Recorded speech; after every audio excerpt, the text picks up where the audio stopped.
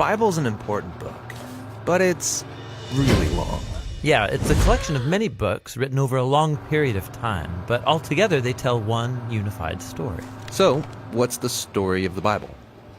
Well, it begins by introducing us to a beautiful mind, the author of all reality, a being called God. And he has the power to take the dark chaos of the uncreated world and bring about order and beauty and a garden full of life. And to crown this accomplishment, God appoints these creatures called humanity, Or in Hebrew, Adam. and they're made as God's image. Which means that they're commissioned to rule this beautiful world on God's behalf by harnessing all of its potential and creating even more beauty and order. This is a story about humans using their power to do meaningful, life-giving work.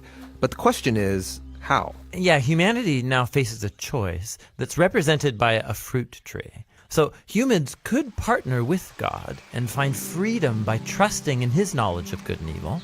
Or They could seize power and define good and evil on their own, which, God warns, will kill them. and they hear the voice of a dark, mysterious creature that tells them the choice is simple. Take the fruit. It'll give you power and freedom to rule the world on your own terms. And so they seize this knowledge, and as a result they become suspicious and self-protective. It leads to fractured relationships, violent power grabs, and ultimately a whole civilization, Babylon, that has redefined evil as good. And so God scatters this corrupted human project.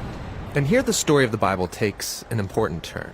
We zoom into the story of a man and a woman who come out of Babylon, Abraham and Sarah. Yeah, God promises that from them will come a new people, a nation that has another chance to make the right choice. And if they succeed, it will open up this new way forward for the rest of humanity. And this is why the rest of the Bible story is about this family. And it does not go well.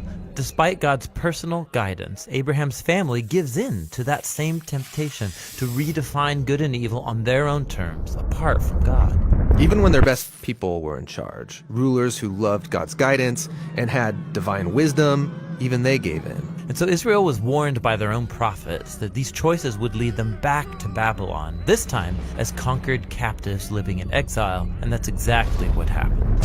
So even with God's personal guidance, Israel fails. Who can succeed? Well, the prophet said that the story wasn't over. God's going to send a new leader to Israel to cover for their failures and to transform the people's hearts and minds so that they can make the right choice. And so the part of the Bible called the Old Testament ends, and these promises are left hanging. And then the biblical story continues into the New Testament. We're introduced to a man who comes from the line of Israel's kings, Jesus of Nazareth. And he said that he was bringing all these promises to their completion. He confronted that dark, mysterious evil that all humanity has given into and resisted its power. And then he announced that God had arrived to rule the world through himself. Jesus taught about God's definition of good and evil, and he said that real power is serving others. According to Jesus, it's people who love the poor and even love their enemies. These are the kinds of people who actually rule the world. And that's confusing, but also really beautiful. And so is the claim that the story goes on to make about Jesus, that he is God become human, to be for Israel and for all humanity what we could never be for ourselves. He came to take the consequences of our evil into himself, and his sacrificial love proved more powerful than evil, than even death itself.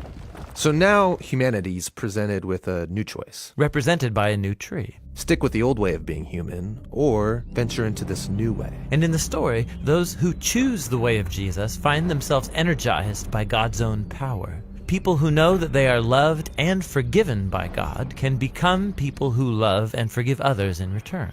The Jesus movement quickly spread throughout the world, forming these new communities of people who follow the way of Jesus. But they faced problems. There was persecution from the outside by people in power, and inside there was confusion, even compromise. Yeah, because following Jesus is really hard. And so the movement's leaders, called apostles, they wrote letters to comfort and to challenge these communities to stay faithful to the difficult way of Jesus. And they're called to hope for the day when Jesus will come and change everything. And so the Bible ends by pointing to the future day, when all wrongs are made right, when evil is eradicated, heaven and earth are united, and humanity can rule the world together in the love and power of God. Okay, so that's the story of the Bible. and it brings all of these books together. But what's interesting is that each book contains a different kind of literature that contributes to the story in a unique way.